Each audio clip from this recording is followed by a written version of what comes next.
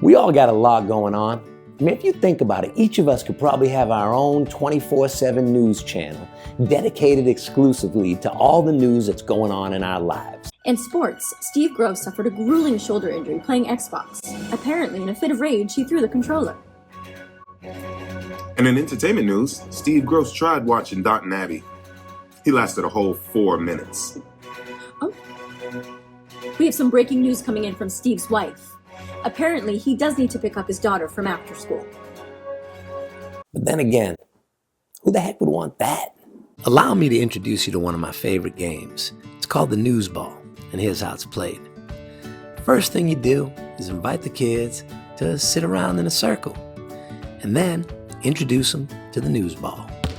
Let the kids know that we'll be passing the Newsball around the circle to anyone who has news that they want to share with the group. All they got to do is raise their hand and wait their turn until they get the Newsball. They can choose happy news, sad news, serious news, funny news, big news, little news, whatever type of news they want to share with the group. Before passing the Newsball around, it's a good idea to give kids maybe a minute to think and reflect on all the things that are going on in their life so they can best figure out what kind of news they want to share. To add a little spice to the game, right before a child shares their news, they can let the group know how they want the group to respond to their news. For instance, they may want a standing ovation after sharing their news. Or they may want the group to jump up and down after sharing their news. Or they may simply want a seated, heartfelt appreciation. Aww. After a player shares their news, they simply hold on to the ball and ask if anyone else has news to share. If somebody raises their hand, they pass them over the ball. Then that player shares their news.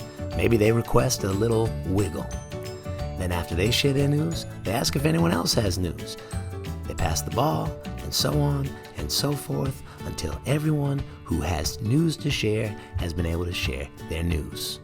Now, obviously, we don't have to pressure kids to speak news. They only have to speak news if they want to speak news, because technically, everyone as a group is sharing news, because to share news, you need a speaker and a listener.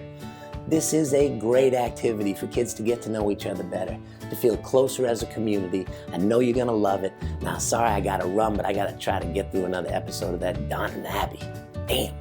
Blimey. A royal luncheon, a parade, and a dinner. I'm going to have to sit down.